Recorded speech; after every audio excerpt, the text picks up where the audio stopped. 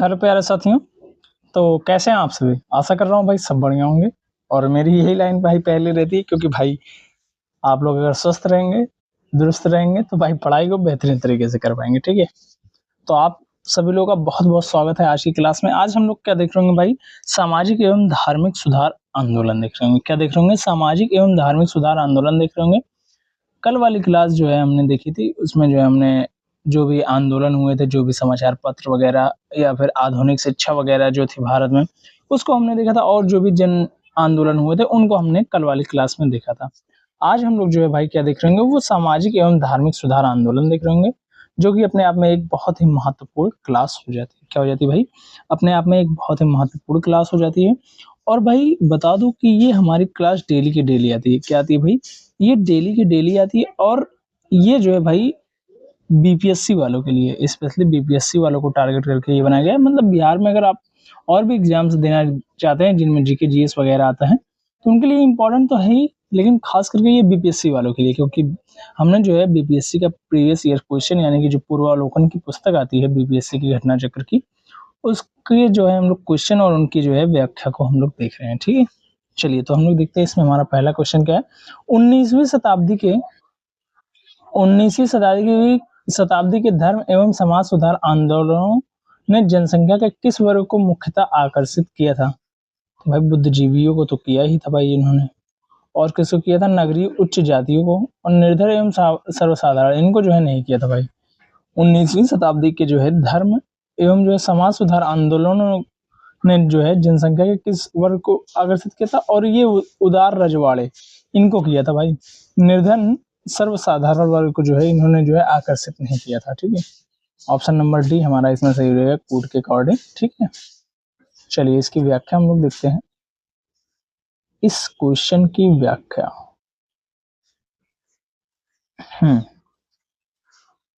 19वीं शताब्दी के धार्मिक एवं सामाजिक सुधार आंदोलनों का भारत के आधुनिक इतिहास में विशेष स्थान है। इन आंदोलनों ने बुद्धिजीवियों और मध्य वर्गों को सर्वाधिक प्रभावित किया।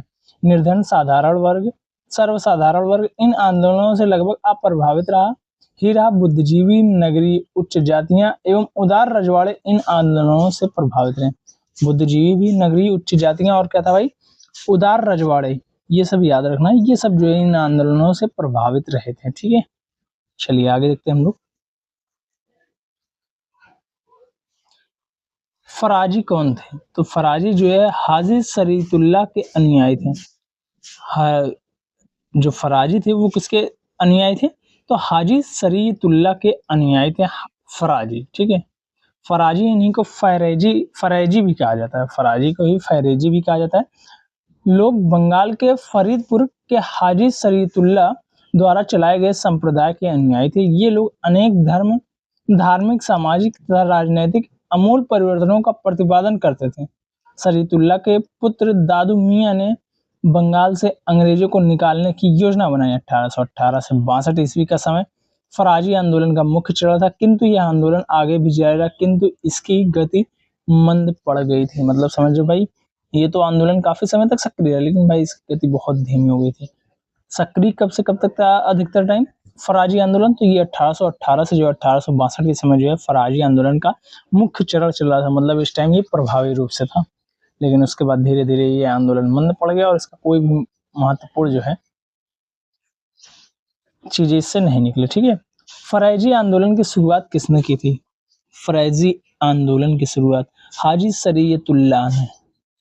ठीक है, किसने? हाजी शरीयतुल्लाह ने जो है फराजी आंदोलन की शुरुआत की थी। ठीक है, फराजी आंदोलन के विरोध में 1893 ईस्वी में ढाका में तायूनी आंदोलन किसने चलाया था? तो भाई जो है जौनपुर के जो है करामत अली ने चलाया था। किसने चलाया था भाई?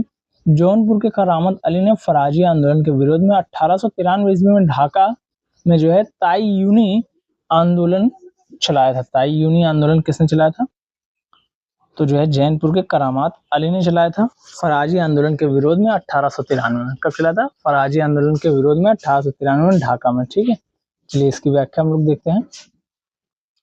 फराजी आंदोलन के विरोध में 1839 ईस्वी में ढाका में तायूनी आंदोलन, कब भैया? 1839 में ढाका में तायूनी आंदोलन चलाया गया। भाई देख सकते हो वहां पर 1839 के बजाय 1893 लिख दिया है ना, 1893 लिख दिया है, 1839 में चला था। ठीक है, कब चला था भाई? 1839 में, जिसका नेतृत्व जौनपुर के करामत अली ने किया। फराजी आंदोलन की शुरुआत 1818 ईस्वी में हाजी शरीफुल्लाह ने की थी। इस आंदोलन का प्रमुख क्षेत्र जो है क्या था भाई? पूर्वी बंगाल था। कौन सा था भाई? ये बंगाल वाला रीजन था, तो इसमें पूर्वी वाला बंगाल था। कौन सा था भाई? पूर्वी वाला जो है बंगाल वाला रीजन था। ठीक है, इसमें तथा इसका उद्देश्य क्षेत्र के मुसलमानों के बीच मौजूद सामाजिक नवाचारों या गैर इस्लामिक प्रथाओं का उन्मूलन करता था। तायूनी आंदोलन का प्रारंभ 1839 में हुआ था, ना कि 1893 ईस्वी में। आयोग ने इस प्रश्न का मूल्यांकन से बाहर कर दिया था भाई। चलिए आगे देखते हैं। भारतीय पुनर्जागरण आंदोलन के पिता कौन थे? तो राजा राम मोहन राय जी। राजा राम मोहन राय जी क्या थे भाई? ये भारतीय जो है पुनर्जागरण आंदोलन के पिता थे। राजा राम मोहन राय को भारतीय पुनर्जागरण का पिता, भारतीय राष्ट्रवाद का पैगंबर, अतीत और भविष्य के मध्य सेतु, भारतीय राष्ट्रवाद का जनक, आधुनिक भारत का पिता, नव भारत का पैगंबर, प्रथम आधुनिक पुरुष तथा युग दूत कहा गया है। भाई समझ लो राजा राम मोहन राय जी को कितनी चीजें कही गई हैं। भारतीय पुनर्जागरण का एक पिता कहा गया, और क्या कहा गया? भारतीय राष्ट्रवाद का पैगंबर कहा गया। क्या कहा गया? भारतीय राष्ट्रवाद का पैगंबर इनको कहा गया। और क्या कहा गया इनको भाई? तो इनको जो है अतीत और भविष्य के मध्य सेतु कहा गया, भारतीय राष्ट्रवाद का इनको जनक कहा गया, आधुनिक भारत का पिता राजा राम मोहन राय जी को कहा गया, नव भारत का पैगंबर भी राजा राम मोहन राय जी को, प्रथम आधुनिक पुरुष भी राजा राम मोहन राय जी, और युग दूत भी जो है राजा राम मोहन राय जी को। देखिए इतनी चीजों से जो है इनको सम्मानित किया, इतने नामों से इनको जो है पुकारा गया, इतनी चीजें इनको कही गई। किसको? राजा राम मोहन राय जी को। ठीक है, नव भारत का पैगंबर भाई राजा राम मोहन राय जी। देख रहे हो भाई, ये बीपीएससी टीचर में पूछा है। आत्मीय सभा के संस्थापक थे तो राजा राम मोहन राय जी। आत्मीय सभा के संस्थापक कौन थे भाई? राजा राम मोहन राय जी थे। कौन थे भाई? आत्मीय सभा के संस्थापक राजा राम मोहन राय जी जो है आत्मीय सभा के क्या थे भैया? तो वह संस्थापक थे। ठीक है, हिंदू धर्म के एकेश्वरवादी मत का प्रचार करने के लिए 1815 ईस्वी में राजा राम मोहन राय ने अपने युवा समर्थकों के सहयोग से आत्मीय सभा की स्थापना की। हिंदू में जो है एकेश्वरवादी मत का प्रचार करना, एकेश्वरवादी मत मतलब कि एक ही लोग में जो है विश्वास किया जाए, इस चीज का जो है प्रचार करने के लिए 1815 ईस्वी में राजा राम मोहन राय जी ने जो है अपने युवा समर्थकों के सहयोग से क्या किया? आत्मीय सभा की स्थापना की थी। राजा राम मोहन राय जी ने किसके मदद से? जो कि इनके युवा समर्थक थे, उनकी मदद से इन्होंने आत्मीय सभा की स्थापना 1815 ईस्वी में की थी। उन्होंने मूर्ति पूजा की आलोचना की और सप्रमाण सह यह विचार व्यक्त किया कि हिंदुओं के सभी प्राचीन मौलिक धर्म ग्रंथों ने एक ब्रह्मा का उपदेश दिया है। भाई इन्होंने क्या कहा था? मूर्ति पूजा की आलोचना की थी, और क्या किया था? सप्रमाण यह विचार व्यक्त किया कि हिंदुओं के सभी प्राचीन मौलिक धर्म ग्रंथों ने एक ब्रह्म का उपदेश दिया है। इसके समर्थन में उन्होंने वेदांत ग्रंथों, वेदांत सूत्र और जो वेदांत सार आदि का जो है, और 5 मुख्य उपनिषदों का बांग्ला भाषा में अनुवाद किया। भाई वेदांत जो ग्रंथ थे और वेदांत सूत्र थे और जो भी वेदांत सार थे, इनका जो है किसमें किया था भाई? और 5 मुख्य उपनिषद जो थे, इनका बांग्ला भाषा में जो है अनुवाद इन्होंने किया था। ठीक है, जिससे जो है लोग समझ सकें चीजों को। ब्रह्म समाज की स्थापना, तो भाई ब्रह्म समाज की स्थापना किस वर्ष हुई थी? तो ये 1828 में होती है। कब होती है? 1828 में, जो कि जो है भाई इसमें ऑप्शन में ही नहीं है, तो आयोग क्या ही मानता है इसको। कब होती है? 1828 ईस्वी को होती है, राजा राम मोहन राय जी के द्वारा। ठीक है, राजा राम मोहन राय ने 20 अगस्त 1828 ईस्वी को ब्रह्म सभा नाम से एक नए समाज की स्थापना की, जिसे आगे चलकर ब्रह्म समाज का नाम दिया गया। इस समाज ने मूर्ति पूजा का विरोध किया और जो है एक ब्रह्म की पूजा का उपदेश दिया। यह ऐसे लोगों की जमात थी जो ईश्वर की एकता में विश्वास करते थे और मूर्ति पूजा से अलग रहते थे। ब्रह्म समाज में जो है सामाजिक रीति रिवाजों एवं जो है धार्मिक कर्मकांडों को अधिक महत्व नहीं दिया जाता था। ब्रह्म समाज ने रंग, वर्ण अथवा मत का विचार किए बिना मानव मात्र के प्रति प्रेम और जो है जीवन की उच्चतम विधि के रूप में जो है मानवता की सेवा पर बल दिया। ठीक है, इसलिए ऊपर कोई भी सही नहीं, क्योंकि भाई 1828 ईस्वी में जो है ब्रह्म सभा की या ब्रह्म समाज की स्थापना होती है, जो कि ब्रह्म सभा के नाम से पहले 1828 में 20 अगस्त को होती है, ठीक है, ब्रह्म सभा के नाम से, वही आगे चलकर ब्रह्म समाज के नाम से जाना जाता है, ठीक है। तो इस प्रकार से इसमें से कोई भी ऑप्शन हमारा सही नहीं बनता था, ठीक है। चलिए आगे देखते हैं हम। राजा राम मोहन राय द्वारा ब्रह्म समाज की स्थापना 1828 ईस्वी में। देखो प्रश्न किस प्रकार से फिर पूछ लिया गया। सती और गैर कानूनी किसे घोषित किया गया। सती और गैर कानूनी जो है, सॉरी, सती को गैर कानूनी मैं कहीं और लग रहा है खो गया था। सती को गैर कानूनी किसने घोषित किया था, तो भाई जो है विलियम बेंटिक ने किया था। किसने किया था भाई, विलियम बेंटिक ने सती को गैर कानूनी घोषित किया। जो सती प्रथा चली थी उसको इन्होंने गैर कानूनी घोषित कर दिया था, और ये बहुत सही कदम था इनके द्वारा। लॉर्ड विलियम बेंटिक ने बंगाल सती विलियम 1829 के जो है नियम 17 द्वारा सती प्रथा पर प्रतिबंध लगाया था। लॉर्ड विलियम बेंटिक ने बंगाल सती विनियम 1829 में नियम 17 द्वारा सती प्रथा पर जो है प्रतिबंध लगा दिया।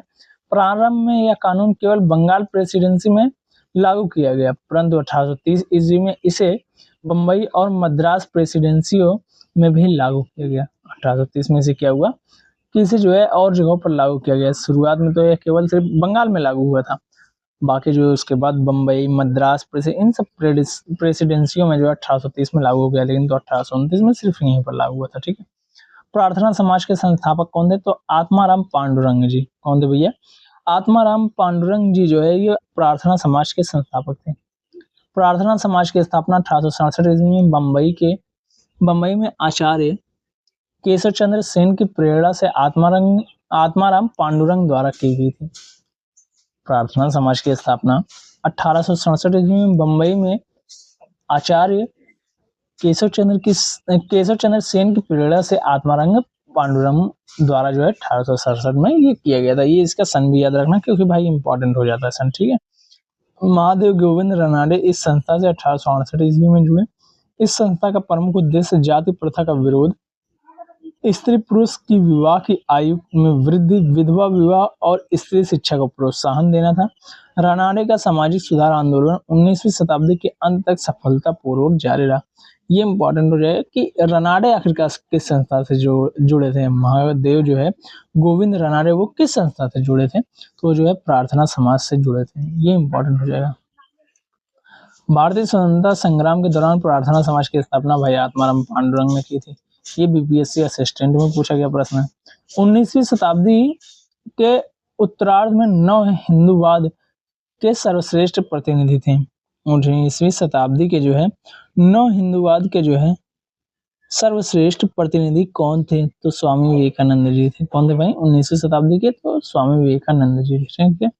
स्वामी विवेकानंद ने 1 मई 1897 ईस्वी में रामकृष्ण मिशन की स्थापना अपने गुरु की स्मृति में की थी। ये इंपॉर्टेंट हो जाएगा कि रामकृष्ण मिशन की स्थापना किसने की थी, तो स्वामी विवेकानंद जी ने की थी। रामकृष्ण मिशन की स्थापना स्वामी विवेकानंद ने 1 मई 1897 को की थी। कब की थी भाई, 1 मई 1897 ईस्वी को स्वामी विवेकानंद के द्वारा रामकृष्ण मिशन की स्थापना की गई, जो उनके गुरु थे उनकी स्मृति में की गई थी, ठीक है। उन्होंने संन्यास धारण करके धार्मिक ग्रंथों का विशद अध्ययन किया।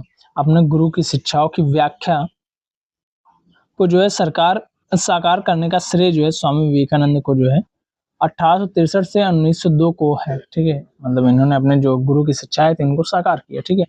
उन्होंने इस शिक्षा का साधारण भाषा में वर्णन किया। स्वामी विवेकानंद इस नवीन हिंदू धर्म के प्रचारक के रूप में उभरे। 1893 ईस्वी में वे शिकागो गए।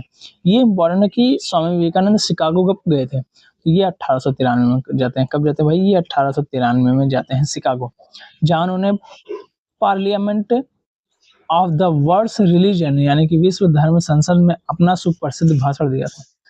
पूछा जाएगा कि parliament of the world religion में जो है आखिरकार विवेकानंद जी ने भाषण कब दिया था, तो उन्होंने जो है 1893 ईस्वी में जो है अपना सुप्रसिद्ध भाषण दिया था। इस भाषण से उन्होंने पश्चिमी संसार के सामने पहली बार भारत की संस्कृति की महत्ता को प्रभावकारी तरीके से प्रस्तुत किया था। इसके पश्चात उन्होंने अमेरिका और इंग्लैंड में भ्रमण किया और हिंदू धर्म का प्रचार किया। स्वामी जी ने हिंदू धर्म को के इस पक्ष मुझे मत छोड़ो की बहुत भर्त्सना की।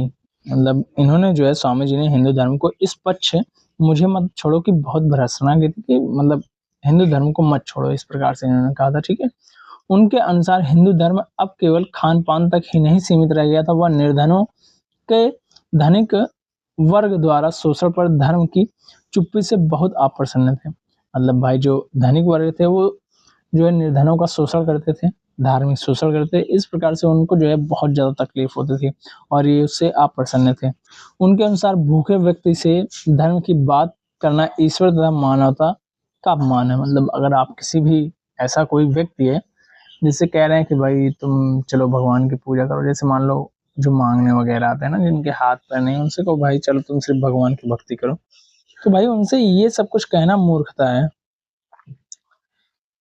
ये सब कुछ उनसे कहना मतलब उनके खाने के लिए नहीं और तुम उनसे भगवान की भक्ति के लिए कह रहे हो, तो ये मूर्खता और मानवतावाद के जो है ये खिलाफ है, मानवता के खिलाफ है भाई ये चीजें, ठीक है।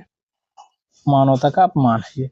विवेकानंद ने कोई राजनीतिक संदेश नहीं दिया, परंतु फिर भी उन्होंने अपने लेखों और तथा भाषणों द्वारा नई पीढ़ी को अपने भूतकाल में एक नवीन आत्मगौरव की भावना जगाई।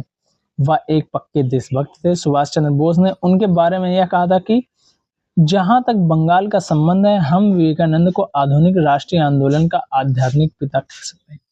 ये इंपॉर्टेंट हो जाएगा कि जो है आखिरकार जो है ये किसने कहा था।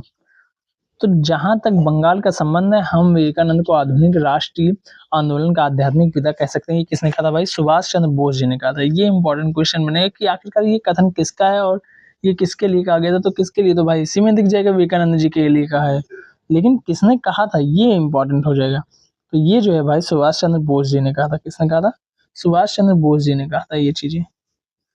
चलिए आगे देखते हैं। इनमें से किसने 1893 ईस्वी में शिकागो में आयोजित धर्म सभा में भाग लिया था? भाई देख रहे हो क्वेश्चन बना कि नहीं बना, एक्सप्लेनेशन से बना ना। स्वामी विवेकानंद ने रामकृष्ण मिशन की स्थापना कब की थी? 1897 में। बना क्वेश्चन। राष्ट्रवाद में आध्यात्मिक दिशा किसके द्वारा लोकप्रिय बनाई गई? स्वामी विवेकानंद।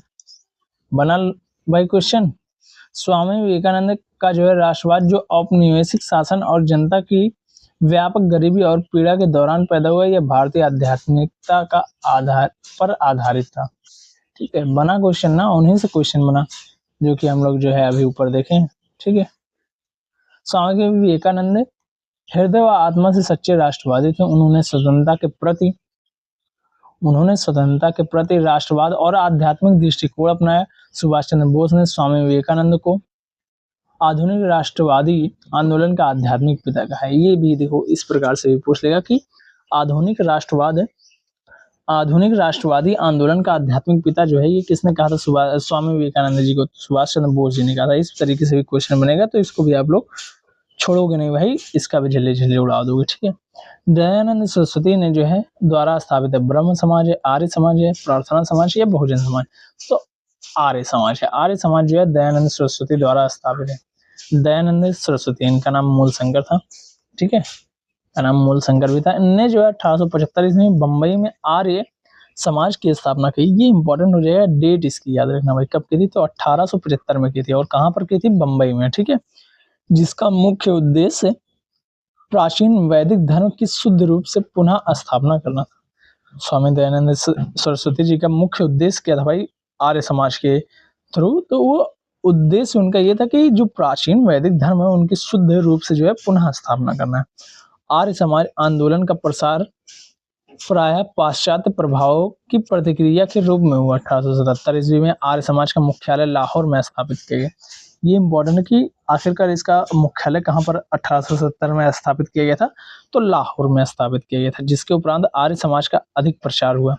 शुद्ध वैदिक परंपरा में विश्वास के चलते स्वामी जी ने पुनः वेदों की ओर लौटो का नारा दिया। ये इंपॉर्टेंट है, ये किसने दिया था? तो स्वामी दयानंद सरस्वती जी ने जो है ये कहा था कि जो है पुनः वेदों की ओर लौटो। स्वामी दयानंद का यह उद्देश्य था कि भारत को धार्मिक, सामाजिक तथा राष्ट्रीय रूप से एक कर दिया जाए। धार्मिक क्षेत्र में वह मूर्ति पूजा, बहुदेशवाद, अवतारावाद, पशु बलि, श्रद्धा, तंत्र मंत्र और झूठे कर्मकांडों को स्वीकार नहीं करते थे। मतलब ये भी भाई उन्हीं चीजों को स्वीकार नहीं करते थे जो स्वामी विवेकानंद जी। ठीक है, वह वेदों को ईश्वरीय ज्ञान मानते थे। तथा उपनिषद काल तक के साहित्य को स्वीकार करते थे। आर्य समाज के नियम तथा सिद्धांत सबसे पहले बंबई में गठित किए गए, पुनः उसे 1870 में लाहौर में संपादित कर एक निश्चित रूप दिया गया। आर्य समाज का प्रचार प्रसार पंजाब में अत्यधिक सफल रहा। ये इंपॉर्टेंट होगा कि आर्य समाज का प्रचार प्रसार अधिकतर जो है या कहाँ पर जो है सबसे ज्यादा सफल रहा, तो वह जो है पंजाब वाले क्षेत्र में सबसे ज्यादा जो है सफल रहा। कुछ सीमा तक उत्तर प्रदेश, गुजरात, राजस्थान में भी इससे सफलता मिली। महात्मा हंसराज, पंडित गुरुदत्त, लाला लाजपत राय और स्वामी श्रद्धानंद इनके विशिष्ट कार्यकर्ताओं में थे। ये पूछा जाएगा कि आखिरकार इनके विशिष्ट कार्यकर्ताओं में से या फिर आर्य समाज से जो है या फिर दयानंद सरस्वती जी से कौन जुड़े हुए थे, किनका लगाव था, तो महात्मा गांधी कह रहा हूँ, महात्मा हंसराज, पंडित गुरुदत्त, लाला लाजपत राय और स्वामी श्रद्धानंद। कौन थे भैया? स्वामी श्रद्धानंद इसके विशिष्ट कार्यकर्ताओं में से थे। ठीक है। 1893 ईस्वी में आर्य समाज दो गुटों में बढ़ गया। एक गुट पाश्चात्य शिक्षा का समर्थक था, जबकि दूसरा गुट जो है पाश्चात्य शिक्षा का विरोधी था। मतलब समझिए भाई, ये दो गुटों में बढ़ गया आर्य समाज 1893 में। ये इंपॉर्टेंट हो जाएगा। क्या हो जाएगा भाई? ये इंपॉर्टेंट हो जाएगा कि आर्य समाज दो गुटों में कब बटा था, तो 1893 में बटा था। ठीक है, ये इंपॉर्टेंट डेट हो जाएगी, इसको एकदम रट लेना कि कब आखिरकार ये बटा दो जो है गुटों में, तो 1893 में ये बटा था। ठीक है। पाश्चात्य शिक्षा के विरोधियों में स्वामी श्रद्धानंद, अन्य नाम जो है इनका क्या था, महात्मा मुंशीराम। पाश्चात्य शिक्षा के विरोधियों में जो है कौन थे भाई? स्वामी श्रद्धानंद और लेखाराम प्रमुख थे। मतलब जो पाश्चात्य शिक्षा थी उसका विरोध दो ही व्यक्ति जो है ये प्रमुखता से कर रहे थे, स्वामी श्रद्धानंद और लेखाराम। इन लोगों ने 1902 में गुरुकुल कांगड़ी यानी कि गुरुकुल कांगड़ी विश्वविद्यालय की स्थापना की। ये इंपॉर्टेंट क्वेश्चन बनेगा, बहुत ही महत्वपूर्ण, एकदम मेन इंपॉर्टेंट क्वेश्चन ये बनेगा भाई कि गुरुकुल कांगड़ी की स्थापना किसने और कब की थी। तो जो है स्वामी श्रद्धानंद और लेखाराम ने जो है 1902 ईस्वी में जो है गुरुकुल कांगड़ी की जो है स्थापना की थी। गुरुकुल कांगड़ी जो विश्वविद्यालय था उसकी स्थापना स्वामी श्रद्धानंद और जो है लेखाराम द्वारा जो है 1902 ईस्वी में की गई थी।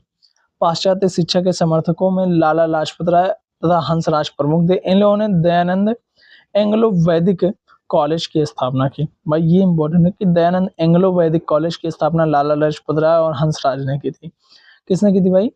इन लोगों ने, लाला लाजपत राय और जो है हंसराज ने की थी। ये पाश्चात्य शिक्षा के समर्थकों में से थे।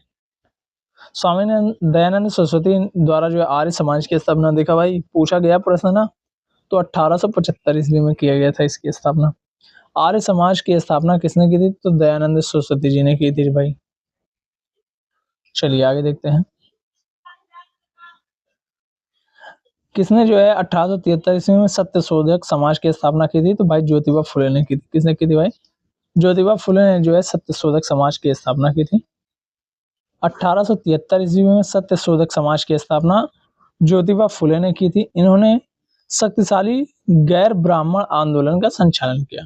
सत्य शोधक समाज की स्थापना जो है 1873 ईस्वी में किसने की थी? ज्योतिबा फुले ने की थी। इन्होंने जो है शक्तिशाली गैर ब्राह्मण आंदोलन का संचालन किया। इन्होंने अपनी पुस्तक गुलामगिरी 1873 ईस्वी और जो अपने संगठन सत्य शोधक समाज के द्वारा पाखंडी ब्राह्मणों एवं उनके अवसरवादी धर्म ग्रंथों से निम्न जातियों की रक्षा की आवश्यकता पर बल दिया। मतलब समझ लो भाई, जो ज्योतिबा फुले जी थे, इन्होंने जो है इनकी पुस्तक कौन सी थी? तो गुलामगिरी थी। ये कब आई थी? 1873 में आई थी। इनकी पुस्तक थी गुलामगिरी, उसके द्वारा, और जो इनका संगठन था सत्य शोधक समाज, उसके द्वारा जो पाखंडी ब्राह्मण थे, उनके अवसरवादी धर्म ग्रंथ थे, उनसे जो है क्या किया था? निम्न जातियों की रक्षा की आवश्यकता पर बल दिया था इन्होंने। मतलब कि उनकी रक्षा की थी इन चीजों से कि भाई तुम इनमें मत फंसो, ये ट्रैप है एक प्रकार से। इस प्रकार से उन्होंने जो है चीजों को बताया था। सत्य शोधक समाज की स्थापना, सत्य शोधक जो है समाज की स्थापना जो है भाई अभी आप लोगों ने ऊपर ही देखा, ज्योतिबा फुले जी थे। कौन थे भाई? ज्योतिबा फुले जी ने जो है सत्य शोधक समाज की स्थापना की थी। भारत में नारी आंदोलन इनकी प्रेरणा से प्रारंभ हुआ। किसके प्रेरणा से? तो ज्योतिबा फुले की प्रेरणा से जो है नारी आंदोलन प्रारंभ हुआ। ज्योतिबा फुले मानते थे कि महिलाओं एवं दलितों का उत्थान करके ही सामाजिक बुराइयों को दूर किया जा सकता है। 1848 ईस्वी में इन्होंने लड़कियों के लिए एक स्कूल खोला। यह लड़कियों के लिए भारत का प्रथम स्कूल था भाई। 1848 में ही ज्योतिबा फुले जी ने पहला विद्यालय खोला था लड़कियों के लिए स्पेशली। वो जो कि भारत में जो है महिलाओं के लिए या लड़कियों के लिए पहला विद्यालय था, पहला स्कूल था। आधुनिक भारत में महिला आंदोलन की प्रेरणा स्रोत जो है रानी बाई रानाडे बनी रही है। ठीक है, कह रही भाई रानी बाई, सॉरी रानी बाई मैं कह रहा हूँ यार, क्या ही बताऊं। रमाबाई जो है रनाडे, क्या भाई रमाबाई रनाडे आधुनिक भारत में महिला आंदोलन की प्रेरणा स्रोत जो है रमाबाई रनाडे रही है।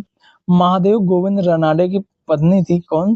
श्रीमती रमाबाई ने जो है सेवा सदन नामक संगठन की स्थापना की थी। ये इंपॉर्टेंट बन जाएगा कि सेवा सदन नामक जो संगठन था उसकी स्थापना किसने की थी?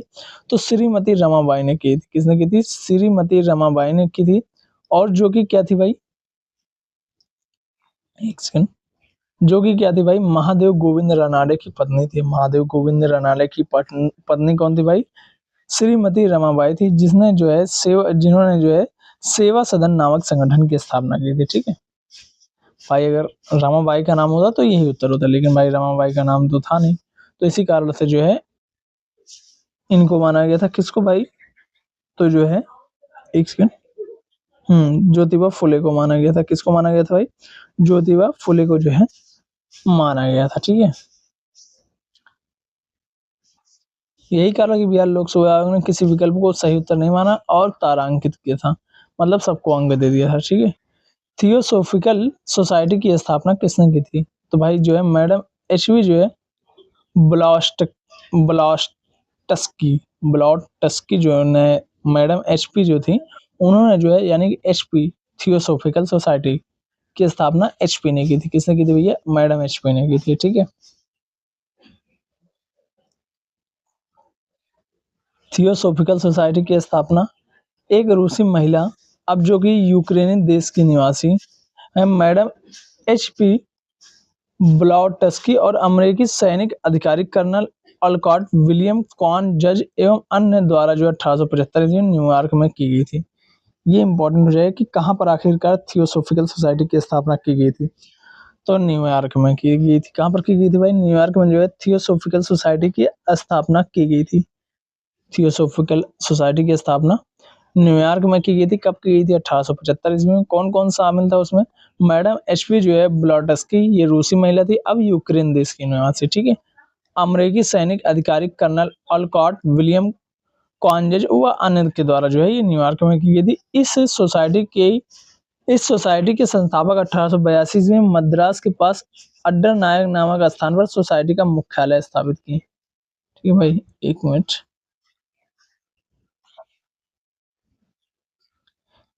इस सोसाइटी के जो है संस्थापक 1882 ईस्वी में जो है मद्रास के पास अड्डयार नामक स्थान पर सोसाइटी का मुख्यालय स्थापित किया, जो बाद में इसका अंतर्राष्ट्रीय कार्यालय बना। भाई भारत में इस संस्था का मुख्य उद्देश्य प्राचीन हिंदू धर्म में लोगों को आत्मविश्वास को जगाना और बढ़ाना तथा धर्म को जो है समाज सेवा का मुख्य आधार बनाना था। थियोसोफिकल सोसाइटी की स्थापना भाई मैडम एच बी ब्लॉटस्की। प्रार्थना समाज, यंग इंडिया, लोकहित, सत्य शोधक समाज, रहनुमा सॉरी रहनुमाई मजादाय मजदायसन सभा के लिए जो है निम्नलिखित विकल्पों का सही संयोजन है। मतलब कि आखिरकार किस किसने जो है ये चीजें की थी, मतलब स्थापना इसकी की थी। ठीक है, तो प्रार्थना समाज की स्थापना जो है आत्मारंग पांडुरंग ने की थी। यंग इंडिया जो है मोहनदास करमचंद गांधी जी ने। ठीक है, मोहनदास करमचंद गांधी जी ने। लोक हितवादी जो है ये गोपाल हरि देशमुख ने। सत्य शोधक समाज जो है ये ज्योतिबा फुले जी ने किया था, अभी आप लोगों को बता चुका है। और जो है रहनुमाई का जो है नौरोजी जो है फुरदुंजी फुरदोंजी ने जो है ये किया था। ठीक है, चलिए इसकी व्याख्या हम लोग देखते हैं। प्रार्थना समाज की स्थापना 1867 में बम्बई में आचार्य केशव चंद्र सेन की प्रेरणा से आत्मारंग पांडुरंग ने की थी। महात्मा गांधी इंडियन ओपिनियन, हरिजन और यंग इंडिया जैसे समाचार पत्रों से जुड़े रहेंगे। इंपॉर्टेंट हो जाएगा कि महात्मा गांधी आखिरकार किन किन चीजों से जुड़े रहे। तो इंडियन ओपिनियन, हरिजन और यंग इंडिया, ये तीन जो इनके प्रमुख समाचार पत्र थे, इनसे ये जुड़े रहे। ये इंडियन ओपिनियन वाला पूछा जा चुका है, ये हरिजन वाला भी भाई पूछा जा चुका है। ठीक है, महाराष्ट्र के समाज सुधारक गोपाल हरि देशमुख लोक हितवादी के रूप में प्रख्यात थे। महाराष्ट्र में सत्य समाज सुधारक गोपाल हरि देशमुख जो है वो लोक हितवादी के रूप में प्रख्यात थे। 1873 ईस्वी में सत्यशोधक समाज की स्थापना ज्योतिबा फुले ने की थी, ये पहले ही मैं बता चुका हूँ। 1881 ईस्वी में नौरोजी जो है फुरदोंजी ने अन्य फारसी सहयोगियों के साथ जो है रहनुमाई मजदायसन सभा की स्थापना की थी। इस प्रकार से हमारा विकल्प सही से आयोजित हो जाता है। नाई धोबी बंद सामाजिक बायकॉट का एक स्वरूप था जो 1919 में किसानों द्वारा प्रतापगढ़ जिले में चलाया गया था। कहां पर चलाया गया था भाई? प्रतापगढ़ जिले में चलाया गया था। नाई धोबी बंद सामाजिक बायकॉट का एक स्वरूप था जो 1919 में किसानों द्वारा जो है प्रतापगढ़ में चलाया गया था। ठीक है, इसकी चलिए हम लोग व्याख्या देखते हैं।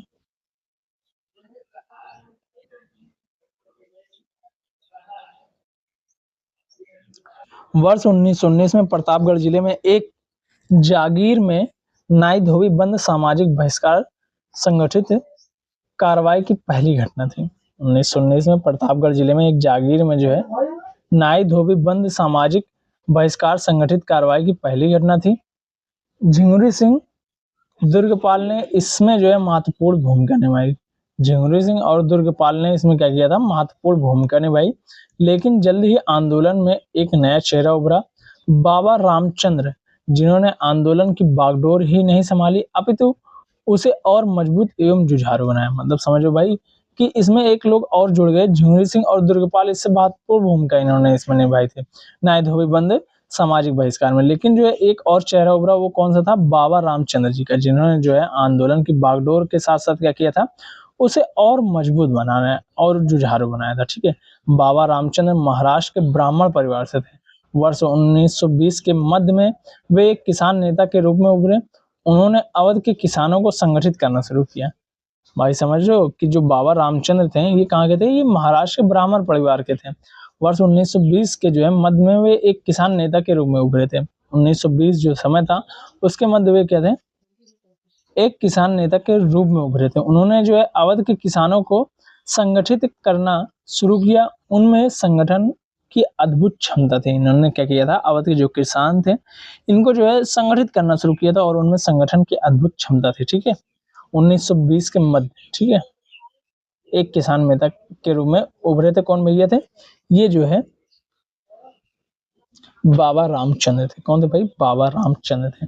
किसके द्वारा मंदिरों में प्रवेश के अधिकार की मांग की प्रस्तुति के कारण 1899 में तिरुनेलवेली में भयंकर दंगे हुए थे। तो नाडार नाडार जो थे इनके द्वारा जो है मंदिरों में प्रवेश के अधिकार की मांग की प्रस्तुति के कारण जो है 1899 में तिरुनेलवेली में भयंकर दंगे हुए थे। ठीक है, 6 जून 1899 में तिरुनेलवेली यानी कि तमिलनाडु में भयंकर दंगे हुए थे।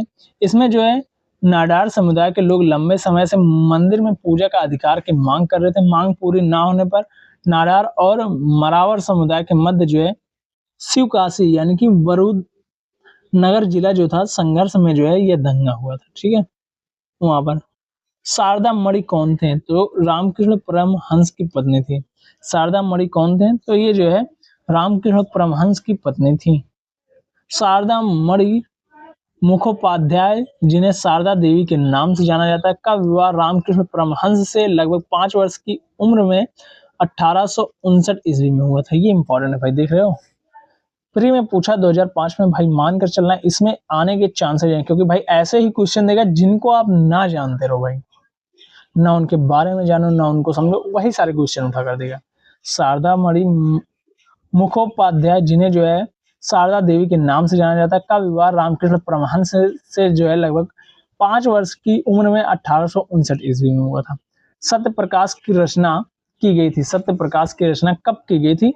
तो वह जो है भाई स्वामी दयानंद सरस्वती द्वारा की गई थी। सॉरी, कब की गई थी मैं कह रहा हूँ भाई, तो वह जो है स्वामी दयानंद सरस्वती जी के द्वारा सत्य प्रकाश की रचना की गई थी। सत्यार्थ प्रकाश, सत्य प्रकाश मैं कह रहा हूँ, सत्यार्थ प्रकाश की रचना जो है वो स्वामी दयानंद सरस्वती के द्वारा की गई थी। ठीक है,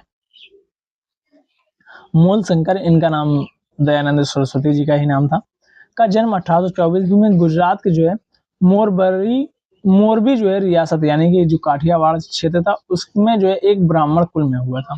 उन्होंने 1860 ईस्वी में मथुरा में स्वामी विरजानंद जी से वेदों के शुद्ध अर्थ तथा वैदिक धर्म के प्रति अगाध श्रद्धा प्राप्त की। 1867 ईस्वी में उन्होंने पाखंड खंडनी पताका लहराई। ये इंपॉर्टेंट है, ये इंपॉर्टेंट है भाई, मोस्ट इंपॉर्टेंट है कि आखिरकार जो है 1867 ईस्वी में पाखंड खंडनी पताका किसने लहराई थी? तो वह जो है स्वामी दयानंद सरस्वती जी ने लहराई थी। 1875 ईस्वी में उन्होंने बंबई में आर्य समाज की स्थापना की। ये इंपॉर्टेंट हो जाता है, आर्य समाज अभी पीछे आप लोगों ने देखा ही और पूछा भी जाता है एग्जाम में, कब हुई थी? तो 1875 ईस्वी में बंबई में, ठीक है। उनके विचार उनकी प्रसिद्ध पुस्तक सत्यार्थ प्रकाश में वर्णित है। उनकी अन्य रचनाओं में पाखंड खंडन, ऋग्वेदी भाष्य भूमिका, ऋग्वेद भाष्य, अद्वैत मत खंडन, पंच महायज्ञ विधि तथा वेद विरुद्ध मत खंडन प्रमुख हैं भाई। समझ रहे हो, इतनी चीजें इनकी प्रमुख थी भाई। ये सब इंपॉर्टेंट क्वेश्चन है भाई, और जरूरी नहीं है कि आपके एग्जाम में हूबहू देखने को मिले, थोड़ा सा इधर उधर करके उसको जो है घुमा कर पूछेगा, जिससे आप सभी लोग थोड़ा सा कंफ्यूजन में जाओ, और कंफ्यूजन में जाओगे वो वही चाहता है कि आप कंफ्यूजन में जाओ और क्वेश्चन को छोड़ कर आओ। पूना सार्वजनिक सभा की स्थापना किसने की थी? तो 1870 में महादेव गोविंद रनाडे ने जो है पूना सार्वजनिक सभा की स्थापना की थी। कब की थी? 1870 में महादेव गोविंद रनाडे ने पूना सार्वजनिक सभा की स्थापना 1870 ईस्वी में साठे एच.एस. चिपलूणकर और जे.वी. जोशी आदि के सहयोग से की गई थी। पूना जो सभा थी वो जो है एच.एस. साठे, एच.एस. चिपलूणकर और जो जी.वी. जोशी आदि के सहयोग से की गई थी। इस सभा में जो है रनाडे का प्रवेश 1871 ईस्वी में हुआ था। रनाडे ने इस सभा को विलक्षण नेतृत्व प्रदान किया, जिससे इस सभा का लोकप्रियता में वृद्धि हुई। जिससे इस सभा की क्या हुई थी? लोकप्रियता में वृद्धि हुई थी। रनाडे जो है 1871 ईस्वी में जुड़े थे, ठीक है। पूना सार्वजनिक सभा में रनाडे के अमूल्य योगदान के कारण उन्हें इस संस्था का संस्थापक भी माना जाता है भाई। लेकिन संस्थापक आखिरकार मुख्य रूप से एस.एच. साठे थे, और कौन थे? एच.एस. चिपलूणकर थे, और कौन थे? जी.वी. जोशी थे। लेकिन जो है ये इनका प्रवेश होता है और इन्होंने काफी वर्चस्व उसका बिठाया पूना सार्वजनिक सभा का, ठीक है। तो इसी कारण से जो है इनको जो है इस सभा का संस्थापक भी माना जाता है, ठीक है। चलिए आगे देखते हैं। वर्ष 1905 में सर्वेंट ऑफ इंडिया सोसाइटी की स्थापना किसके द्वारा की गई थी? तो गोपाल कृष्ण गोखले के द्वारा। गोपाल कृष्ण गोखले जी के द्वारा जो है 1905 में सर्वेंट ऑफ इंडिया की स्थापना की गई थी। किसके द्वारा? गोपाल कृष्ण गोखले के द्वारा 1905 में जो है क्या किया गया था? सर्वेंट ऑफ इंडिया सोसाइटी की स्थापना की गई। इसकी व्याख्या हम लोग देखते हैं। वर्ष 1905 में पूना में गोपाल कृष्ण गोखले ने भारत सेवक समाज की स्थापना की थी, यानी कि सर्वेंट ऑफ इंडिया सोसाइटी की स्थापना की थी। भारत सेवक समाज इस प्रकार से हिंदी में भी दे देगा भाई, तो कंफ्यूजन में मत जाना। पूना में 1905 में गोपाल कृष्ण गोखले ने भारत सेवक समाज की स्थापना की, जिसका उद्देश्य भारत में सेवा के लिए प्रचारक तैयार करना था। जिसका मुख्य उद्देश्य क्या था भाई?